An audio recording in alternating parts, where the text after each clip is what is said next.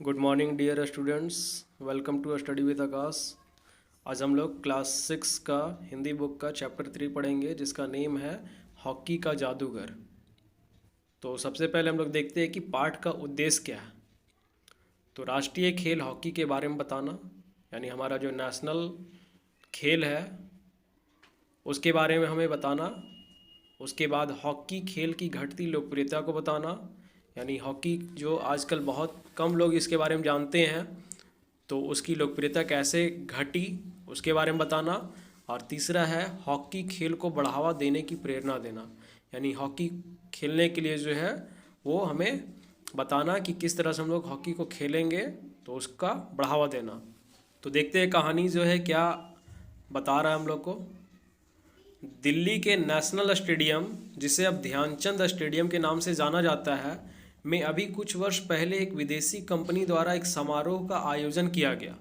अब दिल्ली का एक नेशनल स्टेडियम है जिसे शायद अब ध्यानचंद स्टेडियम के नाम से जाना जाता है। उसमें कुछ वर्ष पहले एक विदेशी कंपनी यानी एक फॉरेन कंपनी जो है उसके द्वारा एक समारोह, एक फंक्शन का आयोजन किया गया। समारोह में क्रिकेट के कुछ प्रसिद्ध खिलाड़ी भी उपस्थित थे।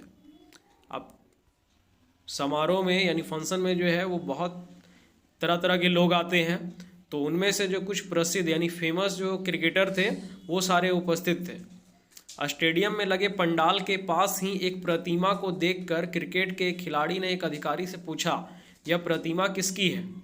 अब स्टेडियम के बगल में पंडाल लगा था और उसके बगल में ही जो है वो एक प्रतिमा, एक स्टैचू, मूर्ति खड़ा था, जिसको देख करके क्रिकेट का खिलाड़ी जो है वो वहाँ के अधिकारी से पूछता है कि यह प्रतिमा या मूर्ति जो है वो किसकी है। अधिकारी ने उत्तर दिया, ध्यानचंद की। अब वहाँ का अधिकारी जो है वो बताता है कि यह मूर्ति जो है वो ध्यानचंद की है। क्रिकेट के खिलाड़ी ने फिर पूछा, कौन ध्यानचंद। अब शायद उस क्रिकेटर को ये पता नहीं था कि ध्यानचंद कौन थे, इसलिए वो बहुत ही उत्सुकता के साथ जो है फिर से पूछता है कि कौन ध्यानचंद। अधिकारी ने जैसे उपेक्षापूर्वक उत्तर दिया। उपेक्षापूर्वक का मतलब होता है तिरस्कार के साथ, जिसको इंग्लिश में हम लोग बोलते हैं नेग्लेक्टेड, यानी नज़रअंदाज करना। वो ना चाहते हुए भी जो है उसको उत्तर दे रहा है। वो शायद अधिकारी जो है उसे बताना नहीं चाहता है, लेकिन फिर भी उसको जवाब दिया, अरे वह हॉकी का खिलाड़ी नहीं था। अब वो सही से बता भी नहीं रहा है, डायरेक्ट बोल रहा है कि अरे वाह, हॉकी का खिलाड़ी नहीं था। कौन जाने अधिकारी के इस उत्तर से क्रिकेट के खिलाड़ी की जिज्ञासा पूर्णतया शांत हुई या नहीं। अब किसी को पता नहीं था कि अधिकारी जिस तरह से उसको जवाब दिया, शायद उससे जो है उस खिलाड़ी का, जिज्ञासा का मतलब होता है जानने की इच्छा, जिसको इंग्लिश में बोलते हैं क्यूरियोसिटी, तो उसकी जानने की इच्छा पूरी तरह से शांत हुई या नहीं, पर बात यहीं पर समाप्त हो गई। अब अधिकारी को तो नहीं पता या फिर कोई और नहीं जान सकता है कि उस खिलाड़ी का जो है वो जानने का इच्छा, जो मेजर ध्यानचंद के बारे में वो जानना चाहता था, वो शांत हुआ या नहीं हुआ, लेकिन बात जो है वहीं पे ख़त्म हो गया। यह घटना हमारे राष्ट्रीय खेल हॉकी और उसके महान खिलाड़ी मेजर ध्यानचंद के प्रति हमारी उपेक्षा को उजागर करती है। अब यह जो घटना यहाँ पे घटा, जैसे अधिकारी ने जो है वो जिस भाव से उस मूर्ति के बारे में बताया या ध्यानचंद के बारे में बताया, तो इससे यही पता चलता है कि हमारा ध्यान जो है या हम जो है अपने महान खिलाड़ी मेजर ध्यानचंद की जो है बहुत ही ज़्यादा उपेक्षा करते हैं, यानी कि उसको तिरस्कार की भावना से देख रहे हैं, उसको सम्मान नहीं दे रहे जो सम्मान उसको मिलना चाहिए। आज हमारे देश में स्त्री, पुरुष, बच्चे, बूढ़े, छात्र, शिक्षक, लिपिक, अधिकारी, दुकानदार, खरीदार सब समान रूप से क्रिकेट ज्वर से ग्रस्त हैं। अभी क्या हो रहा है कि देश का जितना भी नागरिक है, चाहे वो स्त्री हो चाहे पुरुष हो, चाहे बच्चे हो चाहे बूढ़े हो, चाहे छात्र हो चाहे शिक्षक हो, चाहे कोई लिपिक हो चाहे अधिकारी हो, लिपिक का मतलब यहाँ पे क्लर्क, और दुकानदार हो या खरीदार हो यानी शॉपकीपर या फिर कस्टमर, सब के सब पूरी तरह से इक्वल भाव से जो है वो क्रिकेट ज्वर यानी क्रिकेट के बुखार से जो है पीड़ित है। सबको क्रिकेट का नशा चढ़ा हुआ है। अभी क्या है कि अगर क्रिकेट जो है वो जब चलता है टीवी में या फिर जो उसका स्टेडियम है वहाँ पे जब शुरू होता है, T20 वगैरह चलता है, तो उस समय पता चलता है कि हर किसी के मोबाइल में क्रिकेट ही चल रहा है। घर घर में जो है वो क्रिकेट ही चल रहा है। गुमटी वगैरह है तो वहाँ भी क्रिकेट ही चल रहा है। अगर कोई रेडियो लगाया है तो रेडियो में भी क्रिकेट ही सुन रहा है। तो आज जो है लोग क्या कर रहे हैं कि क्रिकेट को बहुत ज़्यादा लोकप्रियता दे रहे हैं, उसके पीछे बहुत ज़्यादा भाग रहे हैं, जबकि हमारा राष्ट्रीय खेल हॉकी है। लेकिन हम खेल क्या रहे हैं? ज़्यादातर क्रिकेट खेल रहे हैं। अधिकांश लोग कई कई दिनों तक सब काम छोड़कर क्रिकेट के खेल का आनंद लेने के लिए टीवी से चिपके रहते हैं। बहुत से ऐसे लोग हैं जो सब काम का छोड़ देते हैं, जैसे कि स्त्री लोग जो है जब उनके सीरियल देखने का टाइम होता है तो वो सारा काम काज छोड़ देंगी। तो उसी तरह जो है कुछ लोग ऐसे भी हैं जो क्रिकेट देखने के लिए टीवी से चिपके रहते हैं। अपने राष्ट्रीय खेल हॉकी में ना उनकी विशेष रुचि है, ना ही उन्हें इसकी खास जानकारी है।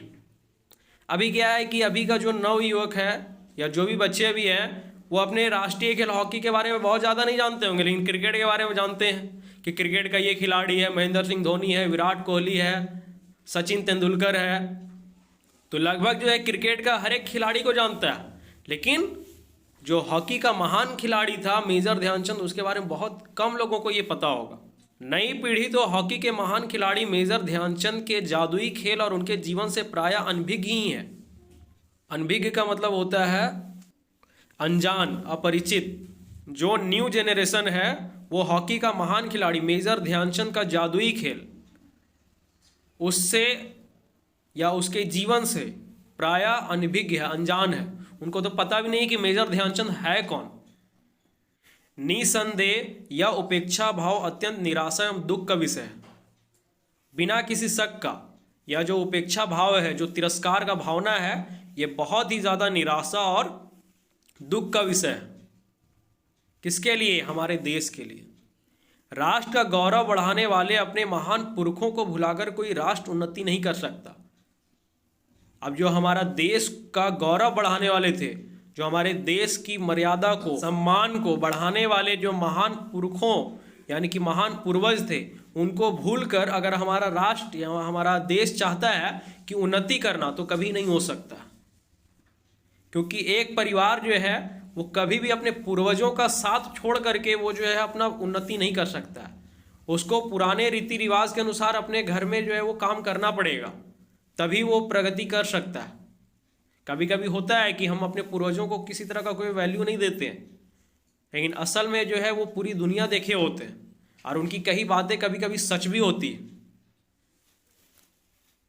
इसलिए पूर्वजों का जो है वो मान सम्मान करना चाहिए।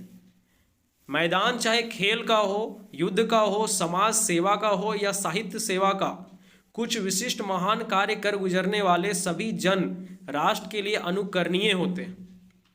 अब मैदान चाहे खेल का हो, चाहे युद्ध का हो, चाहे समाज सेवा का हो या फिर साहित्य सेवा। साहित्य सेवा का मतलब होता है कि जो लेखन शैली होता है जिसमें कविता वगैरह लिखा जाता है, या कुछ विशिष्ट महान यानी कुछ विशेष महान कार्य कर गुजरने वाले लोगों को राष्ट्र बहुत ही ज़्यादा याद करता है, उनको बहुत ज़्यादा सम्मान देता है, वो हमारे लिए यादगार होते हैं। जैसे अभी हम लोग क्या करते हैं, महात्मा गांधी को याद करते हैं, रानी लक्ष्मीबाई को याद करते हैं, सुभाष चंद्र बोस को याद करते हैं, और भी बहुत सारे ऐसे नेता हैं, चंद्रशेखर आज़ाद है, लाल बहादुर शास्त्री है। सबको हम लोग क्यों याद करते हैं? क्योंकि उन्होंने हमारे राष्ट्र के लिए, हमारे देश के लिए बहुत कुछ किया है, इसलिए हम लोग उनको याद करते हैं और उनको महान पुरुष या महान स्त्री के रूप में जानते हैं। मेजर ध्यानचंद हॉकी के ऐसे ही विशिष्ट, वंदनीय व अनुकरणीय खिलाड़ी थे। अब जो मेजर ध्यानचंद थे वो हॉकी के ऐसे ही कोई खास, वंदनीय यानी कि जिसकी प्रार्थना की जा सके, व अनुकरणीय जो याद रखने लायक हो, वैसे खिलाड़ी थे जिनका गुणगान करते हुए जो है मुंह कभी थके नहीं। तो अब मेजर ध्यानचंद का यहाँ से स्टोरी शुरू होता है कि उनका जन्म कब हुआ, वो कहाँ कहाँ शिक्षा वगैरह लिए, यानी उनका जीवन काल यहाँ से शुरू होता है। मेजर ध्यानचंद का जन्म 29 अगस्त 1905 ईस्वी को उत्तर प्रदेश के प्रयागनगर में एक साधारण परिवार में हुआ था। ये चीज़ हम लोग को ध्यान में रखना है कि मेजर ध्यानचंद का जन्म कब हुआ, तो 29 अगस्त 1905 ईस्वी को उत्तर प्रदेश के प्रयागनगर में एक साधारण परिवार में हुआ था। बहुत ज़्यादा ये हाई फाई परिवार में नहीं थे, मिडिल क्लास फैमिली से बिलोंग करते थे। उनके पिता सोमेश्वर दत्त एक अनुशासित सैनिक थे। अब उनके पिता जो थे उनका नाम है सोमेश्वर दत्त। अब वो क्या थे? तो एक सैनिक थे। और कैसे सैनिक थे? अनुशासित, अनुशासन में रहने वाले, डिसिप्लिन्ड। ध्यानचंद की माता श्यामा देवी धर्मपरायण तथा सात्विक स्वभाव की महिला थी।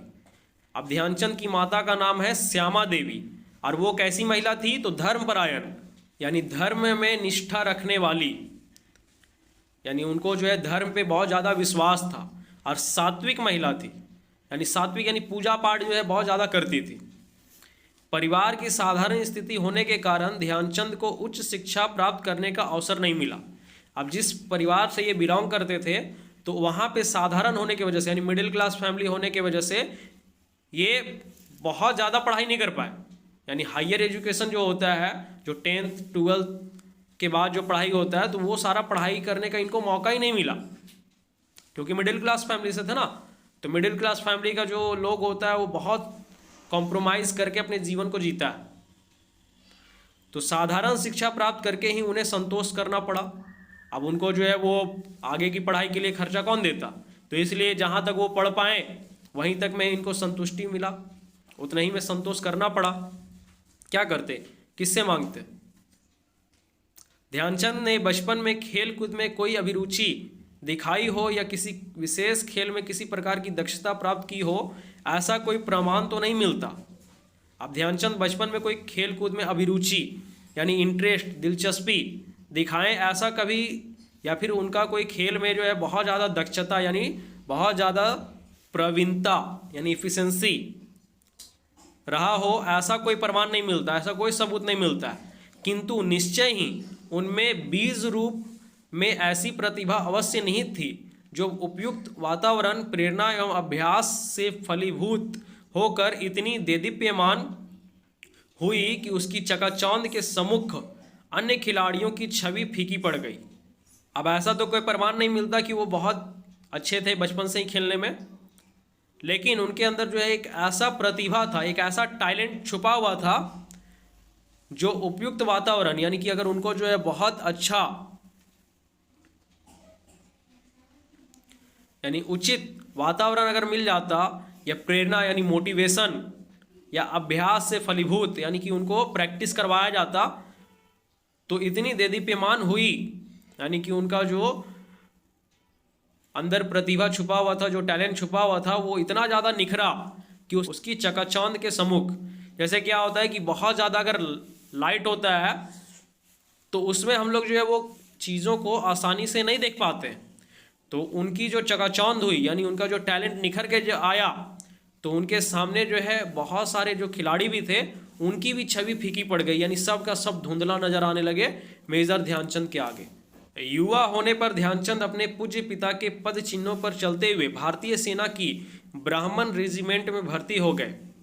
अब जैसे ही वो युवा हुए, यंग हुए, तो अपने जो पूज्य पिताजी थे, यानी कि उनके जो पूजनीय पिता जो थे, उन्हीं के पद चिन्हों पर चलते हुए, यानी उनका अनुकरण करते हुए, जिस तरह से वो भारतीय सेना में थे उसी तरह से जो है ये भी भारतीय सेना को ज्वाइन कर लिए। और किस में? तो ब्राह्मण रेजिमेंट में भर्ती ले लिए। बाद में यह रेजिमेंट पंजाब रेजिमेंट में सम्मिलित कर दी गई। अब बाद में ये रेजिमेंट जो ये सेना थी उसको पंजाब रेजिमेंट में शामिल कर दिया गया। सेना के सूबेदार मेजर तिवारी ने युवा ध्यानचंद में छिपी हुई हॉकी प्रतिभा को सर्वप्रथम पहचाना। अब सबसे पहले जो है इनके अंदर छुपी हुई प्रतिभा, यानी जो हॉकी के प्रति इनका जो टैलेंट था उसको पहचानने वाले जो थे वो सेना के सूबेदार मेजर तिवारी, ठीक है, उन्होंने ही ध्यानचंद के अंदर छिपी हुई इस प्रतिभा को पहचाना था। उन्होंने ध्यानचंद को हॉकी खेलने का प्रशिक्षण भी दिया। अब जब वो जान गए कि जो है मेजर ध्यानचंद, उनके अंदर हॉकी का जो है बहुत बड़ा टैलेंट छुपा हुआ है, तो उस टैलेंट को निखारने के लिए उन्होंने ही उनको प्रशिक्षण दिया, ट्रेनिंग दिया कि आप कैसे खेलोगे। अपनी लगन व अनवरत अभ्यास से उन्होंने हॉकी में अपनी एक निश्चित जगह बना ली। और अपनी लगन, मेहनत और अनवरत यानी कि लगातार अभ्यास से उन्होंने हॉकी में अपनी एक खास जगह बना ली। और वो भी खास जगह के साथ साथ निश्चित जगह, यानी वो फिक्स हो गया कि उसके जगह को कोई वहां ले नहीं सकता। हॉकी के खेल में उनकी चुस्ती, फुर्ती व सूझबूझ को देखकर दर्शक दंग रह जाते थे। अब उनके अंदर जो है, जब वो हॉकी खेलते थे तो उनके अंदर इतना ज़्यादा चुस्ती फुर्ती था, यानी बहुत ज़्यादा एक्टिव रहते थे। एक होता है ना कि सुस्त होता है, तो वो सुस्त नहीं थे, लेजी नहीं थे, बहुत ज़्यादा एक्टिव थे। और उनकी सूझबूझ, यानी कि जब वो खेलते थे तो उस समय जो है अपने आमने सामने वाले खिलाड़ियों के बीच रह कर भी गेंद को इस तरह से ले जाते थे कि लोग, दर्शक जो देखने वाले थे, वो दंग रह जाते थे, परेशान हो जाते थे कि ये खिलाड़ी ऐसा कैसे खेल सकता है।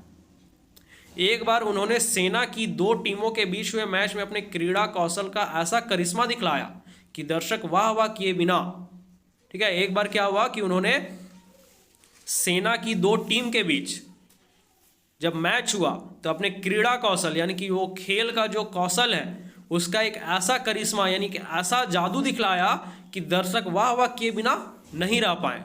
यानी लोग जो है बस वाह वाह वाह वाह वाह वाह वाह मेजर ध्यानचंद करते रह गए। उन्होंने बिजली जैसी तेजी दिखाते हुए विपक्षी टीम पर केवल 4 मिनट में ही एक के बाद एक करके 3 गोल कर दिए। जैसे फुटबॉल में गोल होता है उसी तरह से हॉकी में भी गोल किया जाता है। तो बिजली जैसी तेजी दिखाते हुए, यानी जिस तरह से बिजली जो है वो पूरा तेजी से दौड़ता है, जब उसको ऑन किया जाता है तो तुरंत जो है पूरे एरिया में बिजली चला जाता है, उसी तरह उनके अंदर भी बिजली जैसा ही तेजी था। और वैसा दिखाते हुए विपक्षी टीम, यानी जो उनके विरोध में था, क्योंकि अगर हम लोग हॉकी खेलते हैं या क्रिकेट खेलते हैं तो जो ए टीम होता है वो बी टीम की तरफ गोल करता है, और बी टीम जो होता है वो ए टीम की तरफ गोल करता है। तो इनका विपक्षी टीम जो था उनके तरफ केवल 4 मिनट में ही एक के बाद एक करके 3 गोल कर दिए। विपक्षी खिलाड़ी आश्चर्यचकित होकर बस देखते ही रह गए।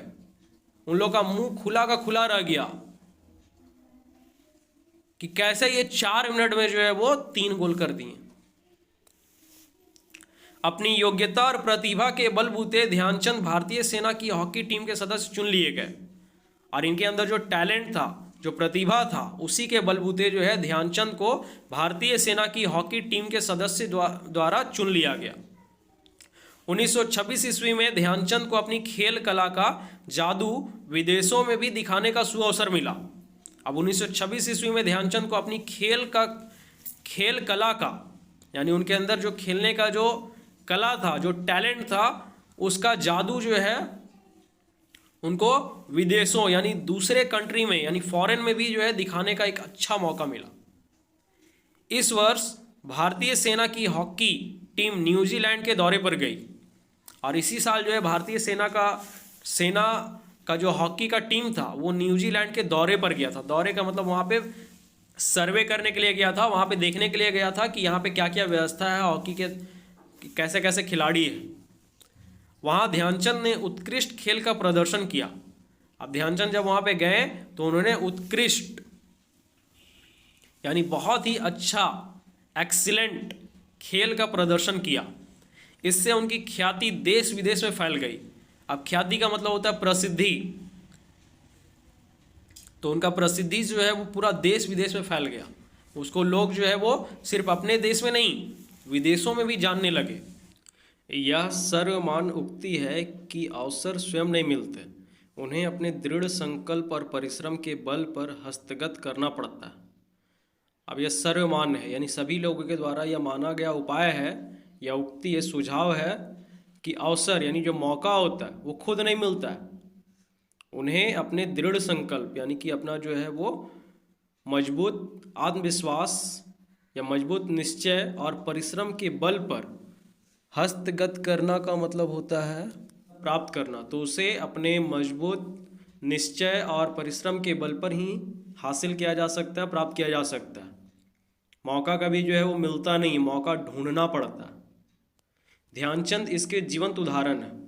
और इस चीज़ का जो हम बताए अभी कि यहाँ मजबूत निश्चय और परिश्रम के बल पर हासिल किया जाता है मौका, तो उसके जीवंत, यानी एक अच्छा सा उदाहरण जो है वो ध्यानचंद है। वे उन्नति की सीढ़ियां चढ़ते हुए साधारण सिपाही के पद से मेजर के पद तक पहुंचे और प्रतिभा के धनी एवं धुन के पक्के ध्यानचंद भारतीय हॉकी टीम के सदस्य चुन लिए गए।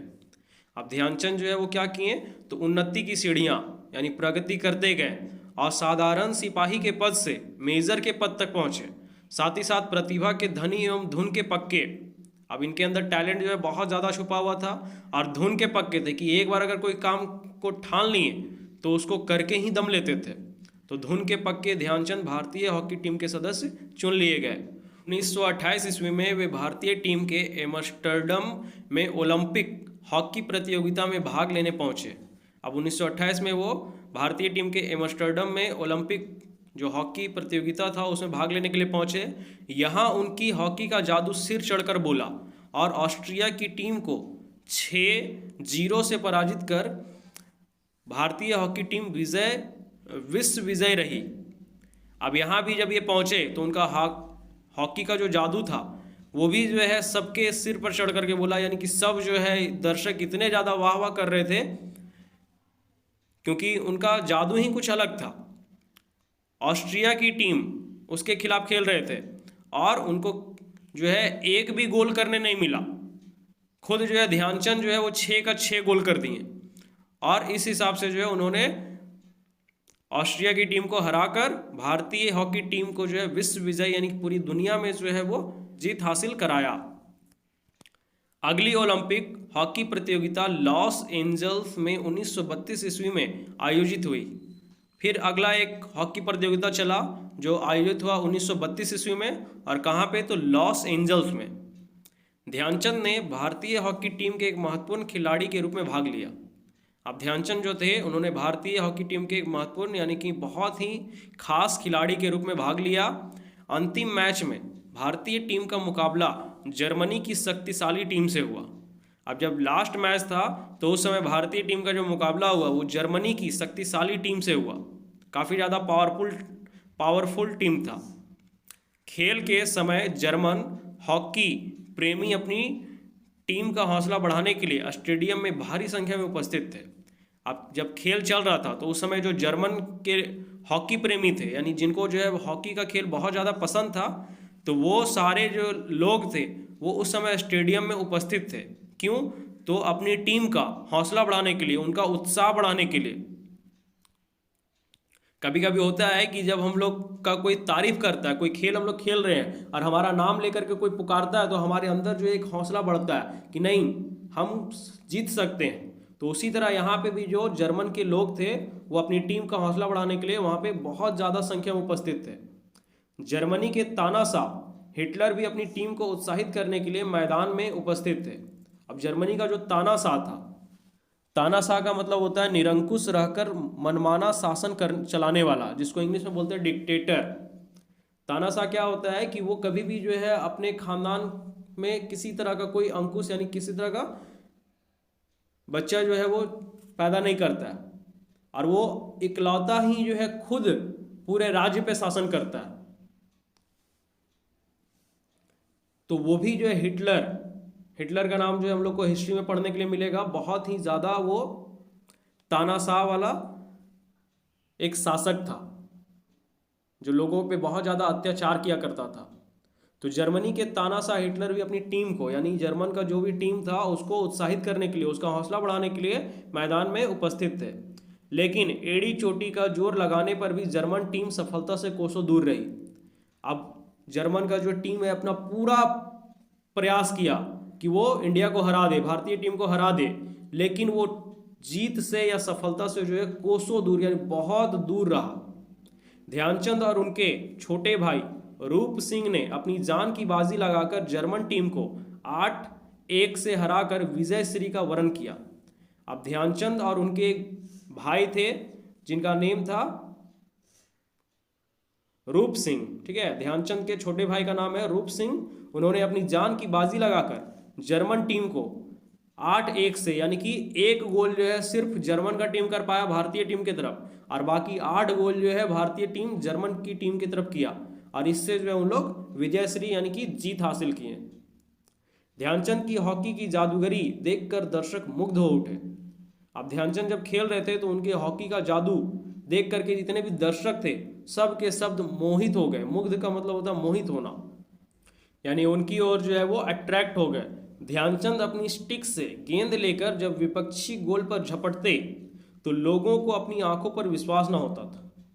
अब ध्यानचंद जब अपनी स्टिक, हॉकी का जो स्टिक होता है, उसमें जब गेंद को लेकर के वो विपक्षी टीम यानी विरोधी टीम की ओर जो है जब झपटते थे तो लोगों को अपनी आंखों पर विश्वास ही नहीं होता था कि कैसे ये गेंद को लेकर के जा रहे हैं, सबसे बचाते हुए और गोल कर रहे हैं। लोगों ने उनकी हॉकी स्टिक के बारे में आपत्ति की। अब लोग जो है कहने लगा कि इनका हॉकी स्टिक में कुछ ना कुछ गड़बड़ है।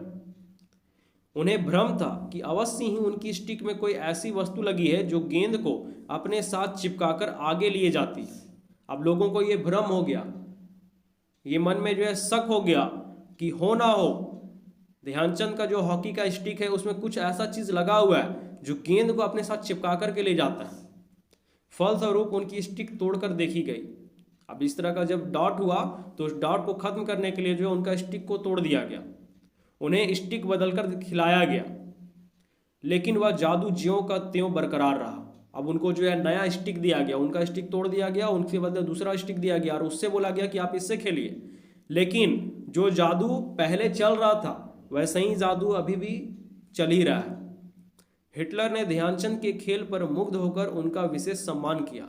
अब हिटलर जो है ध्यानचंद के खेल को देखकर इतना ज़्यादा मोहित हुआ, इतना ज़्यादा खुश हुआ कि उनका विशेष खास तरह का सम्मान किया। उन्हें अपनी सेना में ऊंचे पद पर नियुक्त करने का प्रलोभन दिया। अब हिटलर ने उनको एक लालच दिया कि आप जो है मेरे सेना के सबसे ऊंचे पद पर नियुक्त हो जाइए, ज्वाइन हो जाइए। लेकिन ध्यानचंद को तो अपने देश से, अपनी माटी से प्यार था, लेकिन उनको जो है वो किसी दूसरे देश से प्यार नहीं था, उनको अपने देश से प्यार था, अपनी माटी से, अपनी भारत भूमि से प्यार था। उन्होंने समस्त प्रलोभनों को अत्यंत विनम्रतापूर्वक ठुकरा दिया। उनको जितना भी लालच दिया गया सब लालच को वो जो है विनम्रतापूर्वक बड़े प्यार से जो है वो ठुकरा दिए कि हमको ये सब नहीं चाहिए, हमको अपना भारत देश बहुत प्यारा है, हम उसके लिए ही खेलते आए हैं और इसके लिए ही खेलते रहेंगे। अत्यंत साधारण आर्थिक स्थिति में रहते हुए भी आकर्षक प्रलोभनों को ठुकरा देने वाले महान ध्यानचंद निर्लोभिता के उत्कृष्ट उदाहरण हैं। अब जिस परिवार से ये संबंधित थे, बहुत ही गरीब परिवार से थे, तो अगर कोई गरीब परिवार का बच्चा होता है तो अगर उसको किसी तरह का इस तरह का लालच दिया जाता है तो वो उस लालच में फंस जाता है। लेकिन ध्यानचंद जो है इस लालच में नहीं फंसे। अपनी आर्थिक स्थिति को देखते हुए भी वो इन आकर्षक प्रलोभनों को, इन आकर्षक लालच को ठुकरा कर अपने निर्लोभिता, यानी कि इनको कोई लालच नहीं है, उसका एक उदाहरण बहुत ही अच्छी तरह से इन्होंने पेश किया कि मेरे अंदर किसी तरह का कोई लालच नहीं है, भगवान ने मुझे जो दिया है मैं उसी में बहुत खुश हूँ, ये उन्होंने हमें बताया। हम एक और बात पर विचार करें तो ध्यानचंद का महत्व और भी अधिक बढ़ जाता है। अगर हम देखें कि ध्यानचंद का कुछ और विशेषता के बारे में तो उनकी तरफ हमारा महत्व जो है और भी ज़्यादा बढ़ जाता है। जिस समय ध्यानचंद शिखर पर पहुंचे उस समय भारत आज़ाद नहीं था। शिखर का मतलब जब वो अपनी सफलता पर पहुंचे तो उस समय हमारा भारत जो था वो अंग्रेजों की गुलामी में था, उस समय हमारा भारत आज़ाद नहीं था, क्योंकि ये 1947 यानी 1947 के पहले का बात है और 15 अगस्त 1947 को हमारा भारत आज़ाद हुआ था। खिलाड़ियों को आज जैसी विशेष सुविधाएं भी उपलब्ध ना थी। अब अभी के समय में जिस तरह से खिलाड़ियों को सुविधा दिया जाता है वैसी एक भी सुविधा जो है पहले किसी खिलाड़ी को नहीं दी जाती थी। शासन की ओर से भी विशेष प्रोत्साहन नहीं मिलता था और जो राजा राज्य कर रहा था उसके द्वारा भी कोई खास प्रोत्साहन नहीं मिलता था, कोई बढ़ावा नहीं मिलता था। खिलाड़ी को सीमित साधनों के साथ ही केवल अपनी लगन और मेहनत के बल पर अपना स्थान बनाना होता था। अब जितने भी खिलाड़ी थे उनके पास एक लिमिट साधन था और उसी साधन के साथ वो केवल अपनी लगन और मेहनत के बल पर ही अपना स्थान बना पाते थे। अगर उनके अंदर लगन नहीं होता, मेहनत नहीं होता तो वो अपना स्थान नहीं बना पाते। क्योंकि अभी क्या है कि हमारा देश बहुत आगे चला गया है। पहले तो लोग मोबाइल का हाल नहीं जानता था, कंप्यूटर टीवी कुछ नहीं जानता था, लेकिन अब जो है सब कुछ जानता है। अभी हम लोग जो है इतना ज़्यादा विकास कर चुके हैं कि शायद ही हम लोग सोच सकते हैं कि हमारा देश आज़ाद होने से पहले इतना कुछ था। भारतीय हॉकी टीम में ध्यानचंद कितने महत्वपूर्ण थे आंकड़े इस बात के गवाह है। अब भारतीय हॉकी टीम में ध्यानचंद कितने ज़्यादा महत्वपूर्ण थे, उनका आंकड़ा, वो जो डेटा दे करके गए हैं, वो इस बात का गवाह है।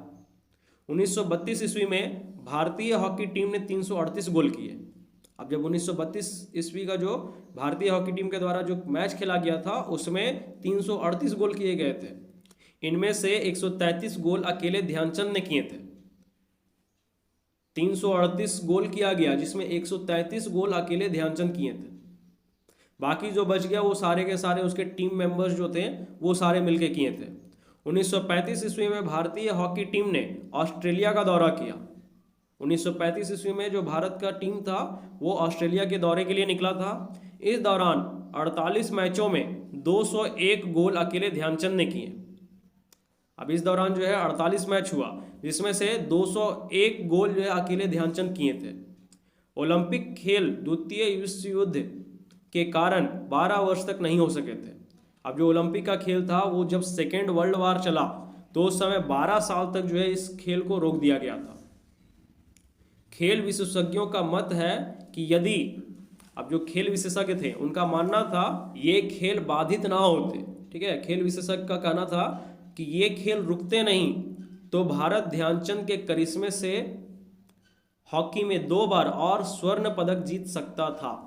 इस खेल को अगर 12 साल के लिए बंद नहीं किया जाता तो भारत जो है ध्यानचंद के करिश्मे से यानी जादू से हॉकी में 2 बार और स्वर्ण पदक यानी गोल्ड मेडल जीत सकता था, क्योंकि उस समय हॉकी में ध्यानचंद का सिक्का जमा हुआ था। उस समय सिर्फ और सिर्फ मेजर ध्यानचंद का ही हॉकी में जादू चल रहा था।